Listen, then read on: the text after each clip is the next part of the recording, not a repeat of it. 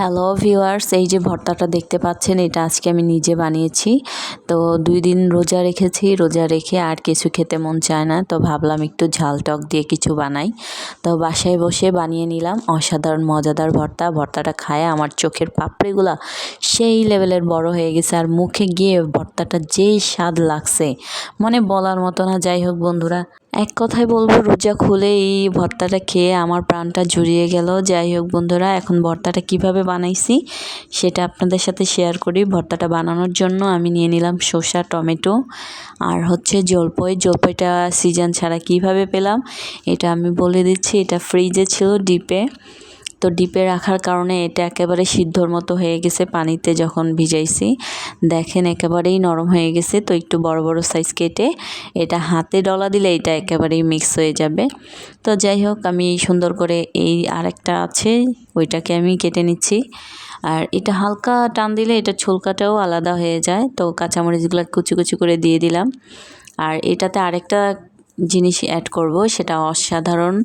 অনেকেই যারা ঝাল পছন্দ করেন তারা হচ্ছেন এটা খুবই পছন্দ করবেন আশা করি। আর আমার তো খুবই ভালো লাগে, আমার খুব পছন্দ ঝাল খাওয়া। তো আমি অ্যাড করে দিলাম বোম্বাই মরিচ। তো একটা বোম্বাই মরিচের সামান্য পরিমাণ দিব, সবটুকু দিব না, কারণ আপনারা আপনাদের ঝালের পরিমাণ যতটুকু খেতে পারেন ততটুকুই দিবেন। এই যে কাঁচা বোম্বাই মরিচটা দেখতে পাচ্ছেন লাল লাল হয়ে আছে, এটার মানে সেই লেভেলের ঝাল। যাই হোক, আমি সামান্য পরিমাণ দিচ্ছি, একেবারে গুঁড়ি গুঁড়ি করে কেটে নিচ্ছি। কাটার পর সাইজটা দেখে নেন, অবশ্যই এই সাইজে কাটবেন, একেবারে বড় করে কাটতে যাবেন না, তাহলে কিন্তু এক চামচে যদি মুখে পড়ে মুখের কিন্তু 12টা বেজে যাবে। তো যাই হোক, আমি একেবারে গুঁড়ি গুঁড়ি করে কেটে নিলাম। তারপর এখন দিয়ে দিব লেবু। আর লেবুটা এটা কেন দিচ্ছি, টক তো আছেই, লেবুর গ্রানটা কিন্তু অসম্ভব সুন্দর, অসম্ভব সুন্দর। তো লেবু যারা মানে টক যারা পছন্দ করেন লেবু তো খানি, তো এই লেবুটা আমি একটু দিয়ে দিব। আর লেবুর যেহেতু অনেক দাম সেক্ষেত্রে আমি পুরোটাই দিব না, অল্প পরিমাণ রসটা দিব। এই যে সামান্য পরিমাণ রসটা দিলাম, যেহেতু লেবু 80 টাকা হালি বর্তমান বাজারে।